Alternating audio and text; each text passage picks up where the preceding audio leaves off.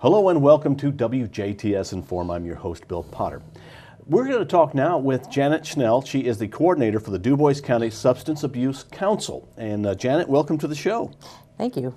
Well, we're glad to have you here. I guess we'll start off first of all. What is the Dubois County Substance Abuse Council? The Dubois County Substance Abuse Council was founded in 1990. It's a governor's commission appointment where we take fees that have been assessed for people who've been arrested for drug-related offenses, and they have to give so much money of their fine to our group so that we can help. Our mission is to help enhance family life and community life by living in a substance abuse-free area. Okay, now, we're in Dubois County. Sometimes we live in small worlds and we think that, there's not really much of a drug problem, but obviously there is. We hear of meth arrest, we hear of a lot of that. But also alcohol is a drug, which I think oftentimes people don't put that as. How bad is the problem in Dubois County with substance abuse? In Dubois County, we still continue to have our number one problem is alcohol.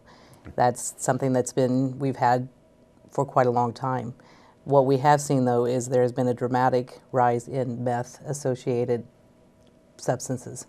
A lot of meth labs we've been finding where there have been arrests. So that is definitely a growing concern. And we still have different things that creep into our area, but they're there, but they're not predominantly.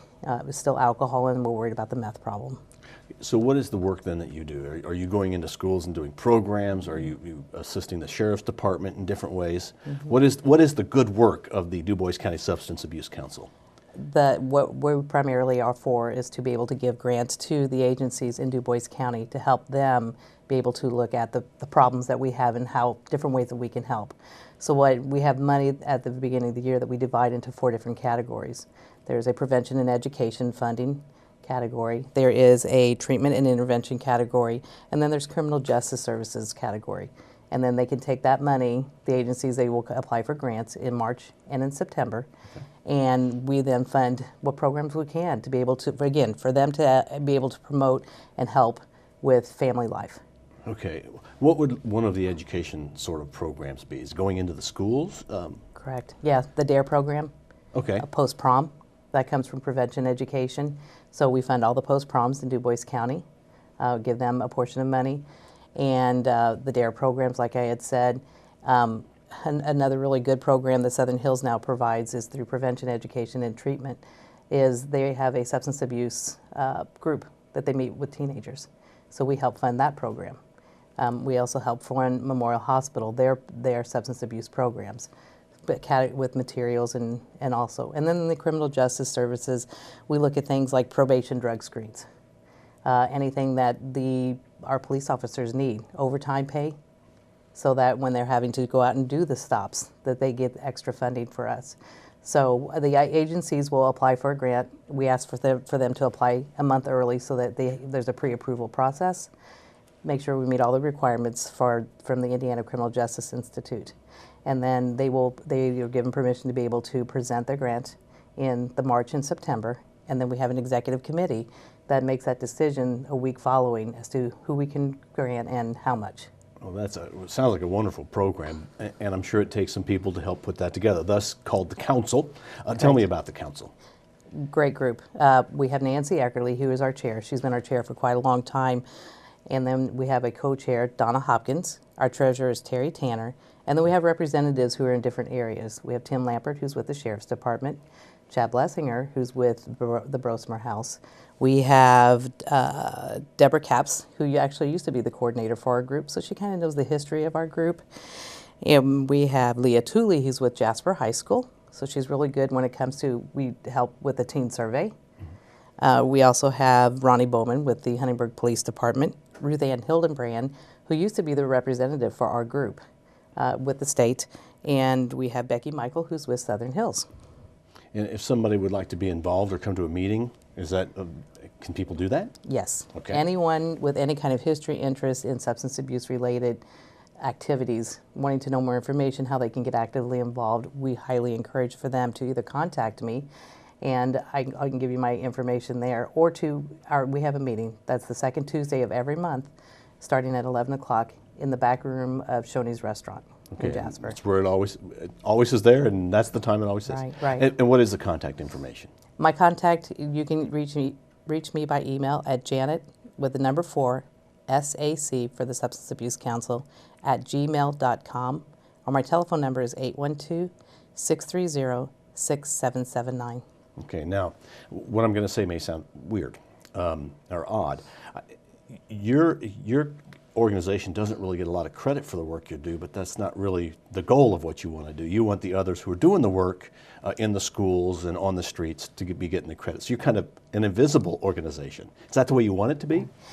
We're invisible in a way, but we are still quite responsible when it comes to reports. Mm-hmm. We have to always file a report every year with the Indiana Criminal Justice Institute, and then that same report will go to our county commissioners and our county council so that they know what we're doing. We have goals and objectives, a lengthy, comprehensive report, so there's always follow-up. We don't want to necessarily be the one who's in the limelight for doing all the work. We're promoting the agencies who are actually doing the work, and we want to be able to do that by providing funding. You know, as we know, through the federal government, funding has been cut back dramatically, and that's one of our goals for Dubois County is we want to help provide that for agencies because we know it works. Yeah, they're losing money, so that money needs to come from somewhere, hopefully through your organization. Correct. What are some aspirations that you have for the Dubois County Substance Abuse Council in say, the coming year and in the next few months? What would your dream be for 5 years from now? Obviously to be drug-free, but correct. We know that that's a tough accomplishment. Correct. We would love to be able to go back to, at one time we had quite a bit of money that was funded for our group, and we would love to be able to get back to that status again, so because we did a lot of work and we were able to give a lot of money to the community. Right now we're having to kind of pick, and we're having to not be able to fully fund a lot of programs. And so if we would be able to get back to that status of being able to fund programs, fully fund programs, so that we know that these programs can keep going, can keep happening. We have been able to help with a lot of the new programs that are out there with the youth, and that's one of our primary focuses. But also with adult, how can we help? Absolutely, it would be great if we could live in a community that we didn't have a substance abuse problem. Mm-hmm. But we know that that's correct. Probably never going to happen. Realistically. What maybe is more of your goal? Is it the youth, or is it adult intervention, or is it equal? We take part in a survey with all the Dubois County high schools, a teen survey, and looks at problems with substance abuse. When does it start? And then this year we also did the adult survey. Mm-hmm. What we want to do is be able to is not focus in one area. We know prevention works best with the youth, but we also know that we need to have services for the adults.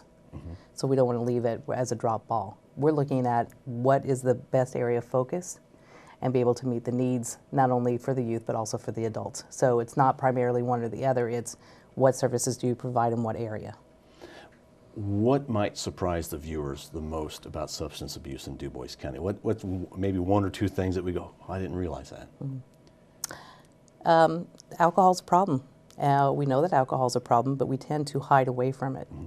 We tend to not talk about the damages that can occur for youth when they start partaking in alcohol at an early age, the damage it does to their body, the long-term effects. Also that, yes, there's a meth problem that we have in Dubois County. Sometimes we don't necessarily talk about it because it's not as bad as some of the other counties, but there is a problem. So we just, primary focus, I'm not quite, we need to get back to, again, to enhance our family life and community. That probably is the one of the key things for everything, education, everything. Yeah. Now, I know you're funded in a different way through the courts, I guess. Correct. But do you also accept, funds? Can you get granted money? That's one of the things. Or can people make donations to you, maybe? Correct. Okay. That's one of the things that we're talking about with being fiscally responsible, is that there are other grants that we would be able to apply for. We have not done that to this point because we're still doing the research that we need to do to be able to get the information so we're applicable, we will be able to apply for the grants. Okay. And so we're at that point having to decide what we're going to do next. So some of the others, in all 92 counties, there is a substance abuse council. Most of them go under LLCs. And in Dubois County, we primarily rely upon the user fees. Some of the other counties have done fundraisers. They have also applied for other grants. And that's some of the things that we have discussed and that we wanted to look at for the next year. That may be for the future. Yeah. Well, is there anything else, Janet, that you'd like to add that for people to understand about the Dubois County Substance Abuse Council? You're more than welcome to attend the council meetings. We would really be interested in hearing what you have to say. There's a lot of participation that we can have, discussions about grants. Where do you think that money should be allocated would be something of interest for us. But just being involved in the community really helps, because that's what we're looking at, again, is enhancing our community. All right, well, Janet, thank you very much for the good work that you do. This has been Janet Schnell. She is the coordinator for the Dubois County Substance Abuse Council. We thank you for watching WJTS in.form. We are local people watching local people.